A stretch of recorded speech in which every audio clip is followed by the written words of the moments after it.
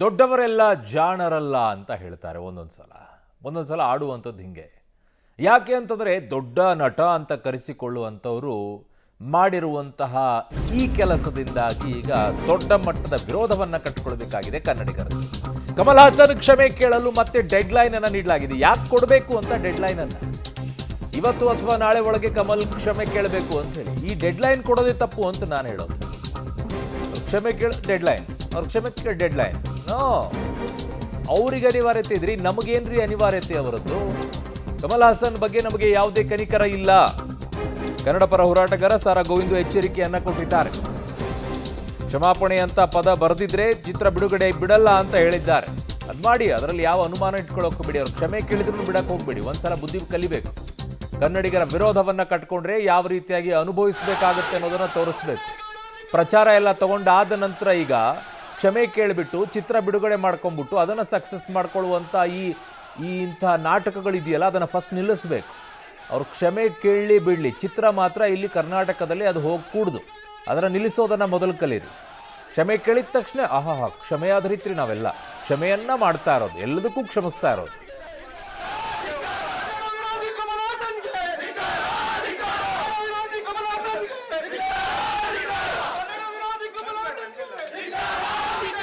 ಕಮಲ್ ಹಾಸನ್ ಬಗ್ಗೆ ನಮಗೆ ಯಾರಿಗೂ ಕನಿಕರನೂ ಇಲ್ಲ, ಮರ್ಸಿನೂ ಇಲ್ಲ, ಬೇಕಾಗಿಲ್ಲ. ನಮ್ಮ ಭಾಷೆಗೆ ಅವರು ಆ ರೀತಿ ಅವಹೇಳನಕಾರಿಯಾಗಿ ಮಾತನಾಡಿದ ಮೇಲೆ ನಾವ್ಯಾರೂ ಸಹಿಸ್ಕೊಳ್ಳಿಕ್ಕೆ ಸಾಧ್ಯ ಇಲ್ಲ. ಹಾಗಾಗಿ ಅವ್ರನ್ನ ಸಂಪರ್ಕ ಮಾಡಿ ನಿಮ್ಮ ನಿಲುವೇನು ಅಂತ ಕೇಳಬೇಕು ಅಂತ ಹೇಳಿಬಿಟ್ಟು ಅವರು ಹೇಳಿದ್ದಾರೆ. ಅಷ್ಟು ಬಿಟ್ಟರೆ ಇವತ್ತು ಕಮಲ್ ಹಾಸನ್ ಅವರು ನೇರವಾಗಿ ಹೇಳ್ತಾ ಇದ್ದೀವಿ, ಇವತ್ತು ನಾಳೆ ಒಳಗೆ ಅವರು ಏನಾದರೂ ಕ್ಷಮಾಪಣೆ ಕೇಳದೆ ಹೋದರು, ಕೇಳಲಿಲ್ಲ ಅಂತ ಹೇಳಿದರೆ ಖಂಡಿತವಾಗಿ ಹಂಚಿಕೆದಾರರನ್ನು ಇಲ್ಲಿಗೆ ಕರೆಸ್ತೀವಿ. ದಯವಿಟ್ಟು ನೀವು ಇಲ್ಲಿ ಕನ್ನಡ ಪರ ಸಂಘಟನೆಗಳು ಮತ್ತು ಅನೇಕ ಸಾಹಿತಿಗಳು ಕೂಡ ಇದನ್ನು ಖಂಡಿಸಿದ್ದಾರೆ, ಇನ್ಕ್ಲೂಡಿಂಗ್ ಕನ್ನಡ ಅಭಿವೃದ್ಧಿ ಪ್ರಾಧಿಕಾರ. ನಮಗೆ ಕನ್ನಡ ಅಭಿವೃದ್ಧಿ ಪ್ರಾಧಿಕಾರಕ್ಕಿಂತ ದೊಡ್ಡದು ಯಾವುದೂ ಇಲ್ಲ. ಅದನ್ನು ಕನ್ನಡ ಕಾಯೋದಕ್ಕೆ ಅದನ್ನು ಇಟ್ಟಿರೋದು. ಅವರೇ ಒಂದು ಹೇಳಿಕೆ ಕೊಟ್ಟು ಇದು ಉದ್ದಟತನದ ಮಾತಾಡಿದ್ದಾರೆ ಅಂತ ಹೇಳಿದ ಮೇಲೆ ನಾವೆಲ್ಲರೂ ಕೂಡ ಜವಾಬ್ದಾರಿಯಲ್ಲಿ ನಡ್ಕೋಬೇಕಾಗುತ್ತೆ. ಯಾವುದೇ ಕಾರಣಕ್ಕೂ ಕಮಲ್ ಹಾಸನ್ನು ಬಹಿರಂಗವಾಗಿ ಕ್ಷಮೆ ಕೇಳದೆ ಹೋದರೆ ಅವ್ರ ಚಿತ್ರ ಬಿಡುಗಡೆ ಆಗೋದಿಲ್ಲ. ನಿನ್ನೆಯಿಂದ ಏನೇನಾಗ್ತಿದೆ ಅಂತ ತಮಗೆಲ್ಲ ಗೊತ್ತಿದೆ.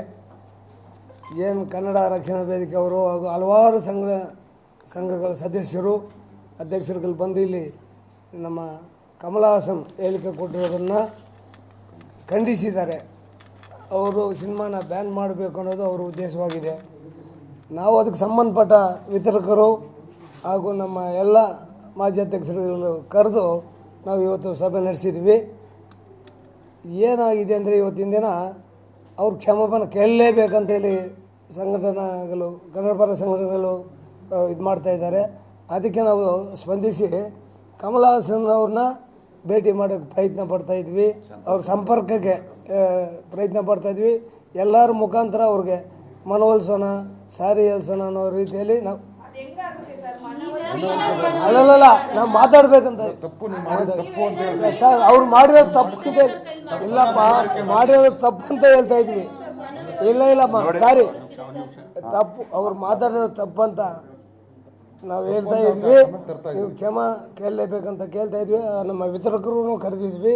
ಅವರು ನಮ್ಗೆ ಸ್ಪಂದಿಸಿ ಅವ್ರನ್ನ ಸಂಪರ್ಕ ಮಾಡೋಕ್ಕೆ ಎಲ್ಲ ಪ್ರಯತ್ನಗಳು ಮಾಡ್ತಾ ಇದ್ವಿ.